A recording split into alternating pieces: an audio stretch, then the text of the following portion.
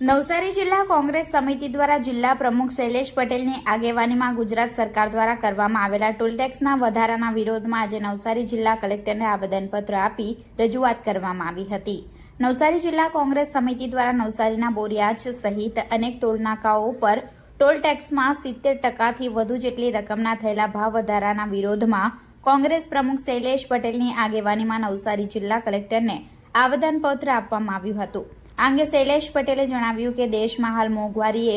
માઝા મૂકી છે, ત્યારે ગુજરાત સરકાર દ્વારા નવસારી જિલ્લામાંથી પસાર થતા નેશનલ હાઈવે નંબર 48 ઉપર આવેલા બોરિયાજ ટોલટેક્સ સહિત દક્ષિણ ગુજરાતના વલસાડ જિલ્લાના વાપી, સુરત જિલ્લાના કામરેજ તેમજ ભરૂચ ખાતે આવેલા ટોલટેક્સ પર 70% જેટલો ભાવ વધારો કરવામાં આવ્યો છે,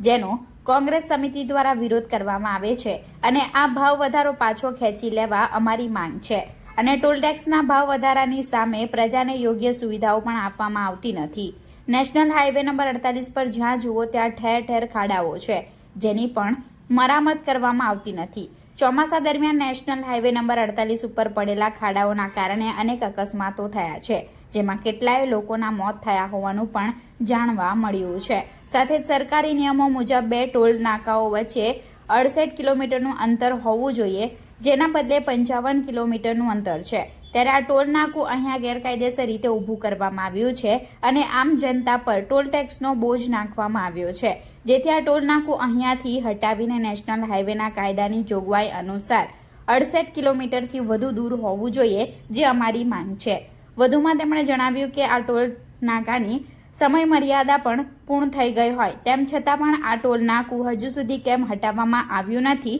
અને પ્રજા ઉપર ઉઘાડી લૂંટ ચલાવવામાં આવી રહી છે, જેથી ટોલ ટેક્સના ભાવ વધારા સામે અમારો સખત વિરોધ છે અને જો આવનાર 7 દિવસમાં ટોલ ટેક્સ ઘટાડવામાં નહીં આવે તો કોંગ્રેસ પક્ષ દ્વારા ગાંધી ચિંધ્યા માર્ગે આંદોલન કરશે તેવી પણ ચીમકી ઉચ્ચારી હતી।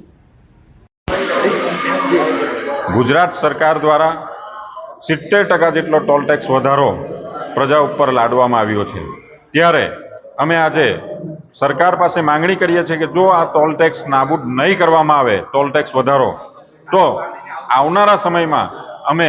ગાંધી ચિંધ્યા માર્ગે આંદોલન કરીશું। સરકારશ્રી તરફથી અત્યારે જમીનની જંત્રીઓ હોય કે નવસારીમાં વાહનવેરો હોય બેફામ રીતે વધારી રહ્યા છે, કોઈ પણ કાયદાનું પાલન થઈ રહ્યું નથી, જેની સામે વેરાની સામે જે ફેસિલિટીઓ મળવી જોઈએ એ પણ મળી રહી નથી। ચોમાસાની અંદર જે ખાડાઓ પડ્યા હતા એના કારણે અનેક અકસ્માતો સર્જાયા હતા, અનેક લોકો મૃત્યુ પામ્યા હતા। ટોલ ટેક્સ જે આ બોરિયાજ ટોલ નાકું છે લગભગ એની સમય મર્યાદા પણ પૂર્ણ થઈ ગઈ છે અને 68 કિલોમીટરની જે રેન્જમાં 2 ટોલ નાકા હોવા જોઈએ તેની જગ્યાએ કામરેજ અને બોરિયાજ ટોલ નાકાની વચ્ચે ફક્ત 55 કિલોમીટરનું અંતર છે, જ્યારે